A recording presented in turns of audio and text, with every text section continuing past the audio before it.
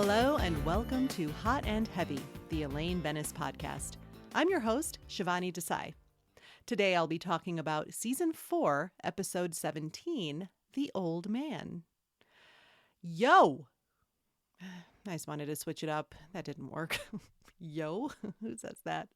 In fact, I used to say that in my old diaries when I was like in 8th grade, 9th grade. I would start out the entry, not with the classic Dear Diary. It would be, yo, with a little exclamation point, and the line wasn't a line with a dot under it. It was a little triangle, an upside down triangle with a circle underneath it. You know, it was just to let you know how artistic I was as a youth. Let's move on. Well, we had another Seinfeld death. I didn't mean to chuckle while I said that. Philip Baker Hall, who played Bookman, he passed away this last week, and he was elderly. I don't have his exact age. I apologize, but he lived a long life and an illustrious career, and we Seinfeld fans know him as Mr. Bookman, who has that fantastic monologue reprimanding Jerry for his overdue book in the library episode. It was also pointed out to me by Greg, and if you listen to this podcast often enough, you know who Greg is. He is by far our most participatory contributor. I'm just all about the big words. He pointed out how many Seinfeld deaths have occurred after I started this podcast. I mean, I don't know how to take that. And I want to defend myself by saying, look, they were all pretty old. I mean, I don't think it was the power of Hot and Heavy somehow making them die. But, you know, we had Liz Sheridan, Estelle Harris, Philip Baker Hall now, different elderly people dying. It wasn't like they were the young whippersnappers. It's not like the kid who played Bobby died, right? So I take a little bit of offense to that, Greg. But you know what? If that's what it takes, if that's the price to pay to get Hot and Heavy out there, I am perfectly willing to sacrifice those old ass actors. No, I'm kidding. That sounds terrible. I mean, is it hot and heavy or is it cold and stiff? Okay, let's just get into this episode, shall we? The synopsis for The Old Man from my coffee table book is as follows. Jerry and George join Elaine in doing volunteer work with the elderly. It doesn't go well, as George ends up depressing his charge while Jerry misplaces his on the way to the dentist. Elaine becomes fixated on her senior citizen's goiter as well as on her former love affair with Gandhi. Kramer and Newman try to scam an old man out of his collectible records, but end up fighting the music shop owner instead. This episode was written by Larry Charles. All right, we start out in Monk's. Jerry and George are sitting at a booth. Typical George. He's lamenting about many things in his life, his lack of love life predominantly. And then he considers perhaps he just needs to meet someone who doesn't speak any English. A mute would be good. And that, something's missing in his life. There's a void, Jerry. There's got to be more to life than this. What gives you pleasure? And Jerry says, well, his pleasure is George's misery. Elaine enters in a great mood. She just signed up to volunteer with senior citizens, and she feels so good about herself. And she explains it entails going to visit them, spending time with them, maybe take them for a walk or a cup of coffee, and it's supposed to make them feel good. And I love this. Jerry's like, yeah, that's what I do with him, referring to George. And he's not wrong. George is curious where she got this idea, and she says it occurred to her the last time she had lunch with him. He was going on and on about how he wanted to meet someone who didn't speak English. And Jerry looks over and says, what, you warm up your material on her and then you try it on me? And then George asks, well, can anyone do this? Yeah. And George says, yes. You know what? This makes perfect sense for him to help people. I mean, how could he not be doing this? He's so excited to join Elaine in this volunteer venture. And Jerry says it's not really for him. And Elaine calls him out and says, if anyone should do this, it should be you. And George is just disgusted with Jerry. What kind of a person are you? I think I'm pretty much just like you, only successful. Classic line in Seinfeld. Well, my take, the purpose, of course, is we have to set up everything in the episode. So this is our setup scene. And my take, I love JLD's energy when she comes in. You really feel how good she feels about volunteering. And I just love the connection that they make to George. It was so genius that it was George's terrible attitude that inspired Elaine to do this volunteering. We just witnessed a couple of minutes of George putting Jerry through the same thing, just being such a downer. So I love that Elaine's reaction to her lunch with George was to make the world a better place. Good for you, Elaine. All right. And then the next scene, we're at Jerry's apartment. There's a woman there. She is from the Senior Citizens Volunteer Agency, and she's thanking them for volunteering and telling them, what a difference this makes in these people's lives. And Jerry and George are all smiles. I mean, George feels like a better person already. And then that woman exits. The actress who plays the agency rep is Victoria Dillard. And she had roles in Coming to America and Ali, amongst other films and television shows, including Spin City, where she was a series regular. I just found this interesting. She was also the former longtime girlfriend of Lawrence Fishburne. Anyway, I really like her. I think she's got great presence on camera. I think she's charming. And to use George's term, her voice. She's got a great voice. It's mellifluous. Right, back to the scene, Jerry and George are looking at their files and reading about the person that they're going to be visiting. Sid Fields for Jerry and Ben Cantwell for George. Kramer enters. And, he just thinks all these volunteer agencies are cons. The alternative media is where you get the truth. Come on, Jerry. Can't believe you fell for that. And then we hear Newman out in the hallway screaming for Kramer, just in a panic for whatever reason. Well, it turns out he and Kramer are going to get records and sell them. Asks Jerry, if you got any old records, we'll take them off your hands. Take them to this record shop where this guy buys them. And this prompts George to ask, what do you do, Newman? I'm a United States postal worker. This is actually the first time we're hearing what Newman does for a living. And then Jerry says, fine, take my records. The next scene, we're at the record store. Short scene, the guy isn't impressed by Kramer and Newman's records, and they're all pissed off about it. Moving on, we are at Sid's apartment, Sid Fields. Jerry arrives, and a woman answers who doesn't speak English. She doesn't really understand what's going on, but she lets him in. And this actress is played by Lene Chapman. She's acted quite a bit in many television shows and movies. She was in White Men Can't Jump. And according to her IMDb profile, she seems to do a lot of voiceover nowadays. That seems to be her predominant way of acting. She's cute and fun, not much room for her to play with this character, but I think she does a good job as the female caretaker to Sid.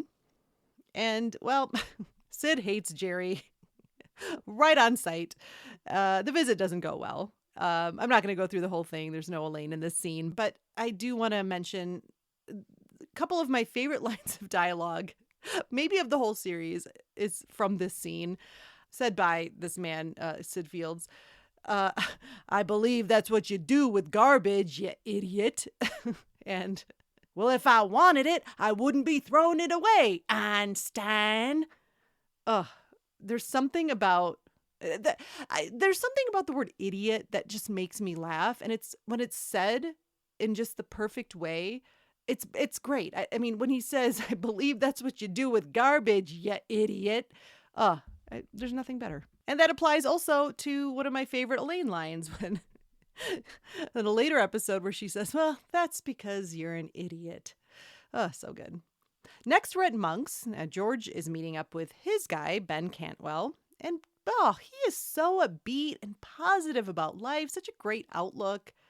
And George brings him down. He can't understand how this old man can be so happy. I mean, he's so old. Ben can't stand Costanza. I just came up with that. So he ends up ditching George with the great line, life's too short to waste on you. I love that. All right, next, yay, Elaine scene. We are at Mrs. Oliver's apartment, who is Elaine's person. So Elaine enters a dark and shadowy apartment. You can't really see Mrs. Oliver right away, but when Elaine sees her, whoa, is she startled. She almost falls over. What's the trouble? Are you all right? Yeah. Mrs. Oliver knows what's going on. It's my goiter, isn't it? Well, turns out this woman has a football-shaped lump just jutting out of the side of her neck, and it's freaking the fuck out of Elaine. She can barely look at her. Does it bother you? No, no. Why would it bother me? It's nothing. And in fact, it's very distinctive. I wish I had one. Okay, so the actress who voices Mrs. Oliver, it's not the same person who we see the back of her head. She's voiced by Edie McClurg. Now, if any of you out there know that name, it means you're a fan of 80s comedies. Holy crap. I think I might have known this. I'm sure I would have heard this on Signcast, that podcast I listened to years ago, but I forgot. Anyway, Edie McClurg, if you've seen Ferris Bueller's Day Off, she is the secretary, the school secretary. If you've seen Planes, Trains, and Automobiles, she is the ticket agent when, oh God, Steve Martin goes on his F-bomb rant. She is fantastic. I always love when I see her. She's a scene stealer, and it's no different for this episode. Brilliant actress who still works to this day. She's still doing a lot of work. And I have to say, and it's more by design of the writing and sort of the content here, and not an insult to JLD. I love my JLD, but Edie McClurg as Mrs. Oliver, I feel like she steals every scene, and it's just her voice. It's incredible.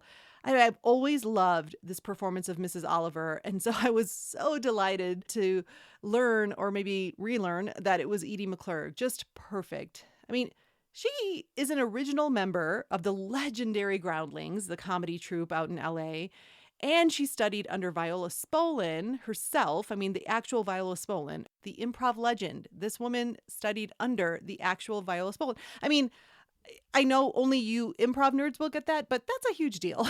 So I just have the utmost respect for Edie McClurg and her skills. I love her. All right, so the purpose of this scene is we've seen the guys' volunteer visits, so now it's Elaine's turn. And my take, I love this scene. JLD gets some really fun material.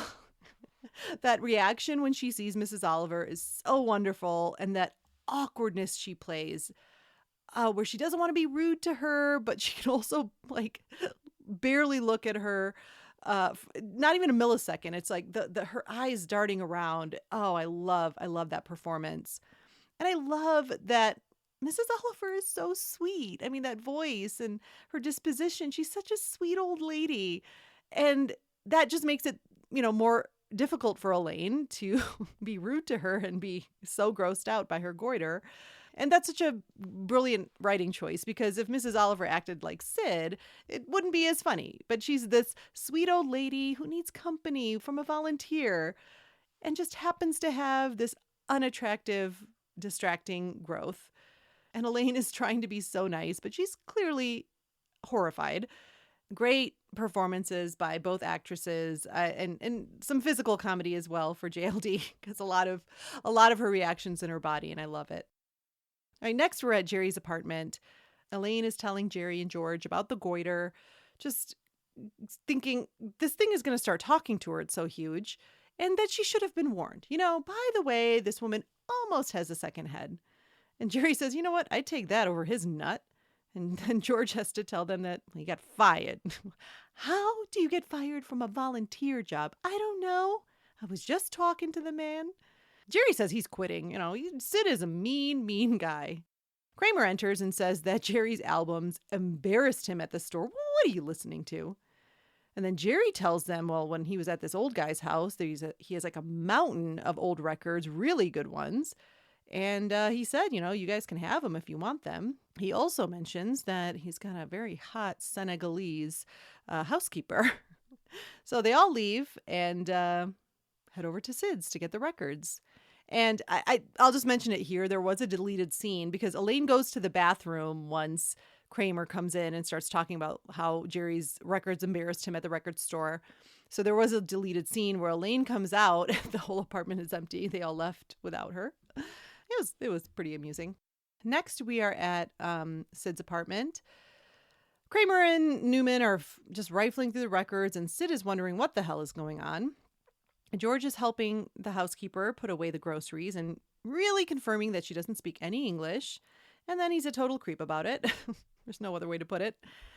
Eventually, Sid has had enough, and he gets into an altercation with Kramer and Newman. He ends up biting Kramer, and his dentures fly over to the sink in the kitchen, and George accidentally grinds it up in the disposal. And then they all leave to take Sid to his dentist, who is downtown. I just love that delivery. And he kicks Kramer in the butt on the way out. I just thought that was hilarious. Then they show them piling into a cab. But the old man is nowhere to be found, so they exit the cab to go find him. Next, we're back at Mrs. Oliver's apartment, and Elaine's, she's really trying to make an effort here, but is definitely avoiding looking at Mrs. Oliver while she's, going on and on with some stories, long pastures, Brahman cows. Elaine's sort of giving her 1 or 2 word reactions. Oh, okay, that'll get you going right there. But then her interest is piqued when Mrs. Oliver mentions her affair with Mohandas.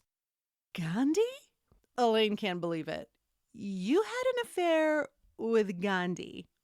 He used to dip his bald head in oil and rub it all over my body. I can't do it, of course.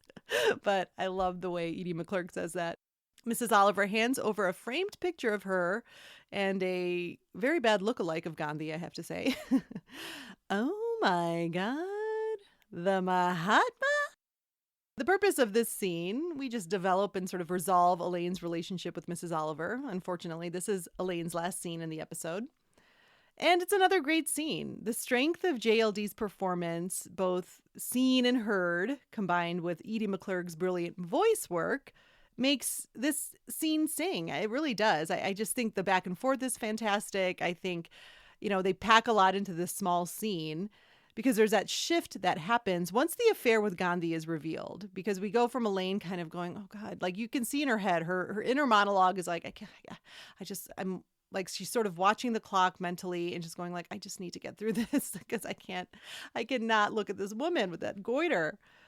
But that shift that happens, I guess you could say Gandhi made the goiter all but disappear because Elaine is all in. And just a total side note, but the, oh my God, that Elaine says at the end, it's very reminiscent of the Kristen Wiig character, Sue, the character who cannot keep her cool when she's a part of a surprise. It's an SNL classic. I would Google it. All right, next, just through the end of the episode, there's more fighting with the record store guy.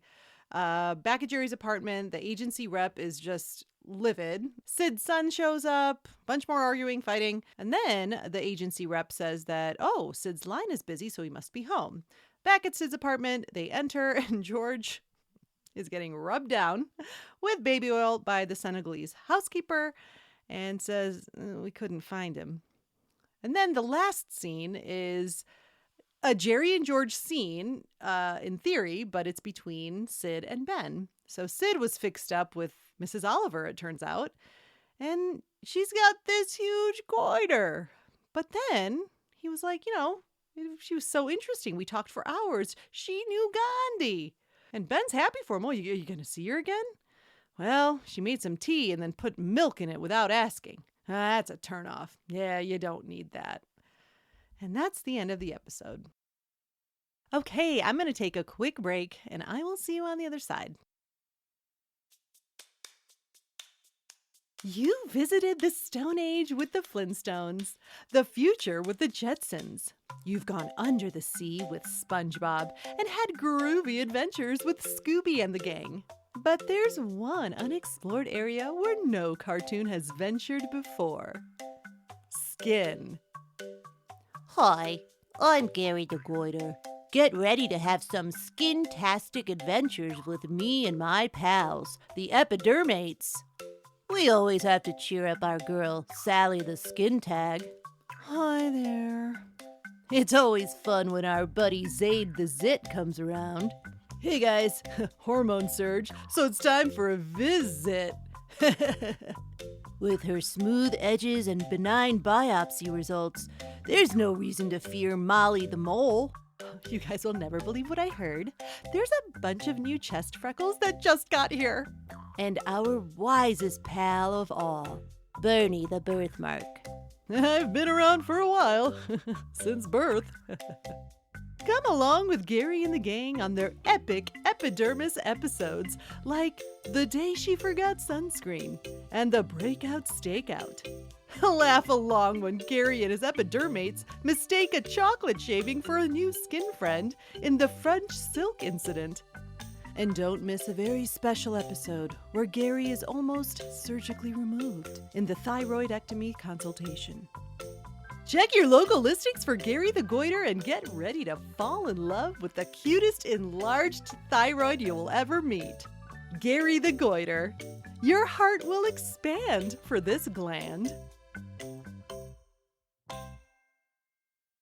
And we're back. The notes about nothing in this episode had a few little tidbits of information I wanted to share.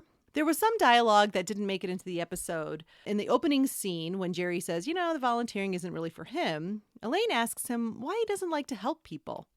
And I loved this response. He says, I only like to make strangers happy. Once I know the person, it's a turnoff.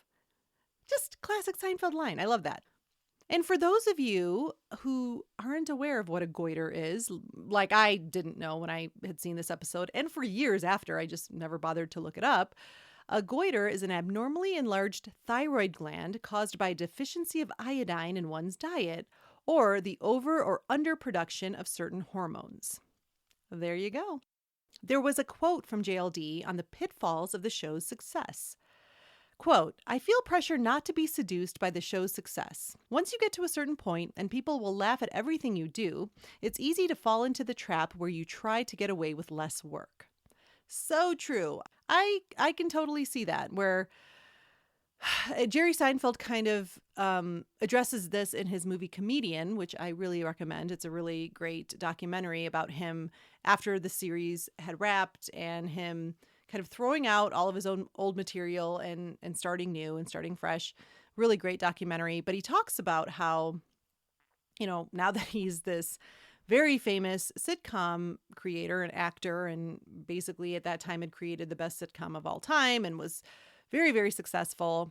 He does have that, he has that banked, a little bit when he goes into a club and he tries to do material. But he says it doesn't last for that long. It really doesn't, because eventually they're like, all right, let's see what you got. These audiences, they're not gonna pity laugh you the whole time. They want you to have substance as well. And in the Comedians in Cars Getting Coffee episode with Eddie Murphy, they talk about that a lot too, where it's like, yeah, when it gets to that point of they're just so thrilled to see you, you're so famous and you've done so many funny things in your career that just the thrill of seeing you will make them laugh at anything. It's a tricky thing. So I really appreciated JLD acknowledging that in this quote about Seinfeld. All right, let's move on to Contributor Corner. Greg sent in some thoughts this week, and this is what Greg had to say. I love that we see a glimpse of kind-hearted Elaine here as she joyfully discusses the charity work she signed up for. This personality trait seems to fade over time as she becomes more career-focused and a little harder. Yes, it was funny because I think in the last episode, I talked about how I don't think we see, nice Elaine very much anymore. And I was saying that in response to Jerry going you've developed quite a bit of an acid tongue lately. And she's so delighted by Jerry telling her that. So yeah, this is sort of okay, she's kind-hearted Elaine again. But I also think that the disgust she feels from the goiter, I think that's our hard Elaine coming out as well, right? I think someone who's truly kind-hearted wouldn't focus on that so much. But so, yeah, I like it too. I like that she's got this volunteer thing that she's super excited for. But I still think our hard Elaine is in there coming out. Greg goes on to say, Elaine's match to a woman with a giant goiter is one of the funniest comedic bits of the season. The fact that it's never shown and all we get is Elaine's reaction to the sight of it is such a brilliant choice. While this is such a small part of the episode, it's the part that makes me laugh the hardest. the way she can barely make eye contact with the woman. Yes, and I said it as I was covering those scenes, but her acting, JLD's acting of, I can't look at her, it's so good. It's so good. And I think we've all been in situations like that where it's like it's an uncomfortable situation. It doesn't have to be a goiter, but maybe it's someone you're trying to avoid eye contact with because it's awkward. It's just like, it's so relatable, and she does such a great job with it. And I do agree, showing the goiter would have just cut all the comedy out of it. Same with if they showed the actual bubble boy. You know, like there's the choice to only have a voice. I'm sorry. Look, I'm not proud of these choices, but I'm going to keep them in because you know what? It's real. It's me. So anyway, the choice to only have the voice, I rejoice. Oh, man. And with that, I've lost every listener I have. But yes, I just love that they have that wherewithal of like, we don't need to show anything. We don't even need to show this woman's face, like a partial face, the back of her head, and then the sheer brilliance of Edie McClurg's voice acting is all we need. And completely agree with you too, Greg. It is the funniest plot line of this entire episode. Absolutely. Next, Greg says, later when Elaine has to listen to the woman ramble on as she reveals she slept with Gandhi, the arc of how fascinated Elaine quickly becomes is a clever writing twist. She now can't even look away. Yes, like I said, Gandhi disappeared the goiter. Just another thing to attribute to Gandhi. He makes goiters disappear, amongst many other things. You know, God, what can't Gandhi do? And lastly, Greg says, this episode had almost too much going on, not only with the old people, but with Kramer and Newman's record scheme thrown in the mix. Elaine gets way less of the pie, and the other stuff was so over the top, it was more ridiculous than funny. So I really wish we just had more Elaine per usual. I don't think you need me to say, agreed, Greg. Yes. Thank you so much, Greg, for contributing this week. If you would like to become a contributor to Hot and Heavy, please email me at elainepodcast@gmail.com. That's elainepodcast@gmail.com. And I will notify you when I need notes for the episodes that I'm covering. All right, next, my favorite Elaine moment. For this episode, it's when Elaine first sees Mrs. Oliver. That physical comedy JLD does so brilliantly. I love how she drops her backpack and tries to recover, you know, and that sheer discomfort that follows. And that initial reaction when she sees her and then she drops the backpack, it's like she trips over something, but there's nothing there. She trips over the sight of the goiter, if that makes sense. Such a funny performance. And then my final notes. I think this episode is fun. I mean, it's not in my top favorites by any means, but I mean, whenever I do catch it, I think it does have a lot of great moments. I do remember in Signcast, I've mentioned it a few times. That's probably the most thorough rewatch Seinfeld podcast you'll ever come across. The hosts, Matt and Vinny, if memory serves me, I think particularly Vinny, oh my God, they hate this episode, hate this episode. And from what I recall, I believe they thought the character of Sid was just too mean and not fun to watch. And I can totally understand that. But there's something, and I'll say it again, there's something about an old man calling Jerry an idiot that really delights me. So I like Sid. I think he's one of the highlights of the episode, if I'm being honest. There's not a ton of Elaine stuff here. It really must have been a pretty easy filming week for JLD. But she gets some quality scenes against the brilliance of Edie McClurg. I know I keep gushing here, guys, but I'm sorry. I just love this performance. And I love Edie McClurg. I got to watch Ferris Bueller's Day Off again.